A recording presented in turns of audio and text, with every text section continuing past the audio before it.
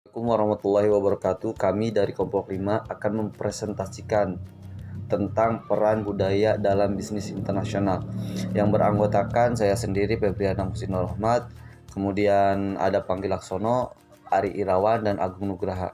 Untuk pemateri pertama saya sendiri, peran budaya perusahaan-perusahaan yang mengandalkan budaya negara asalnya yang sudah tidak asing lagi untuk bersaing dalam pasar yang dapat membahayakan kesuksesan internasionalnya. Tentu saja, hampir semua segi bisnis suatu perusahaan internasional termasuk negosiasi kontrak operasi produksi, keputusan pemasaran, dan kebijakan manajemen sumber daya manusia mungkin akan dipengaruhi variasi-variasi budaya.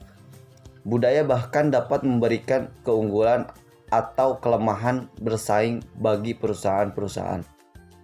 Kemudian di sini ada karakteristik budaya.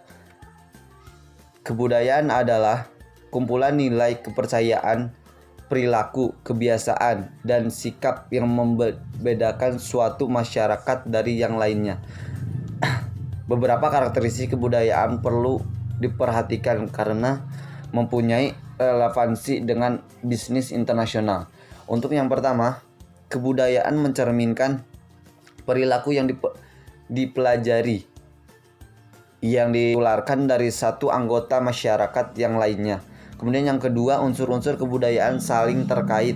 Untuk yang ketiga, kebudayaan sanggup menyesuaikan. Arti kebudayaan berupa sesuatu dengan kekuatan-kekuatan eksternal yang mempengaruhi masyarakat tersebut. Untuk yang terakhir, kebudayaan dimiliki bersama oleh anggota-anggota masyarakat tersebut dan tentu saja menentukan keanggotaan masyarakat itu. Orang-orang yang sama memiliki suatu kebudayaan adalah anggota suatu masyarakat. Orang yang tidak memiliki berada di luar batas-batas masyarakat itu. Saya Panggi Laksono ingin mempresentasikan tentang unsur-unsur kebudayaan. Budaya terdapat unsur-unsur nilai dan sikap, struktur sosial, bahasa, komunikasi, dan agama. Kebudayaan suatu masyarakat menentukan bagaimana anggota-anggotanya berkomunikasi dan berinteraksi satu sama lain. Unsur dasar dari budaya adalah struktur sosial, bahasa, komunikasi, agama, serta nilai dan sikap. Interaksi dari unsur-unsur mempengaruhi lingkungan lokal tempat bisnis internasional beroperasi. Unsur-unsur juga mempengaruhi kemampuan negara untuk merespon situs yang berubah. Kemudian selanjutnya pendekatan konteks rendah dan konteks tinggi. Dalam budaya konteks rendah, kata-kata yang dipakai pembicara secara eksplisit menyampaikan pesan pembicara tersebut kepada pendengarnya, sedangkan dalam konteks tinggi, konteks yang terjadi, pembicara tersebut sama pentingnya dalam memahami apa yang sedang dikomunikasikan. Perilaku bisnis dalam budaya konteks tinggi sering berbeda dari perilaku bisnis dalam konteks rendah. Budaya konteks tinggi memberikan nilai-nilai yang lebih tinggi pada hubungan antara pribadi dalam menentukan apakah akan menyetujui satu kesepakatan bisnis. Sedangkan budaya konteks rendah lebih mementingkan ketentuan-ketentuan khusus suatu transaksi.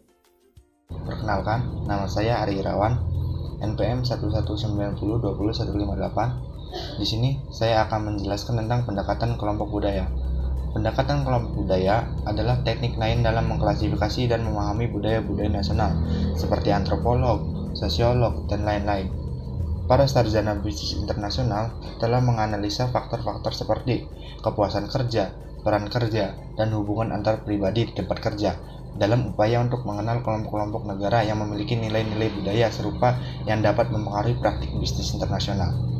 Banyak pebisnis internasional secara lumrah menggunakan pendekatan kelompok budaya di dalam merumuskan strategi-strategi internasionalisasi mereka.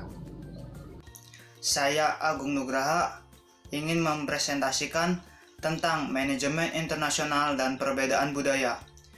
Para pelaku bisnis internasional harus dapat menyesuaikan diri dengan budaya lain, yaitu mempelajari karakteristik dari budaya-budaya tersebut, kemudian melibatkannya dengan bisnis mereka sehingga dapat beradaptasi. Budaya juga sangat mempengaruhi semua fungsi bisnis, misalnya dalam pemasaran karena keberagaman sikap dan nilai dapat menghambat perusahaan untuk menggunakan bauran pemasaran yang sama di semua pasar. Kecakapan lintas budaya adalah langkah pertama dalam akulturasi, yaitu proses di mana orang-orang bukan hanya memahami budaya asing, namun juga mengubah dan menyesuaikan perilaku mereka guna menjadikannya lebih sesuai dengan budaya tersebut. Akulturasi sangat berperan penting bagi manajer negara pendatang yang sering berinteraksi dengan penduduk negara tujuan. Misalnya, manajer pabrik dari negara asal atau direktur pemasaran yang bekerja di negara asing pada anak buah perusahaan di luar negeri. Kesimpulannya, bisnis internasional memperhatikan aspek budaya sebagai salah satu faktor yang mempengaruhi proses bisnis. Dengan budaya, kita dapat menilai perilaku bisnis dan memahami perbedaan antar aktor. Budaya juga mempengaruhi proses perjalanan bisnis karena budaya merupakan suatu unsur yang berproses secara turun-menurun. Sekian dari kelompok kami, kurang lebihnya mohon maaf. Bila taufiq wal hidayah. Wassalamualaikum warahmatullahi wabarakatuh.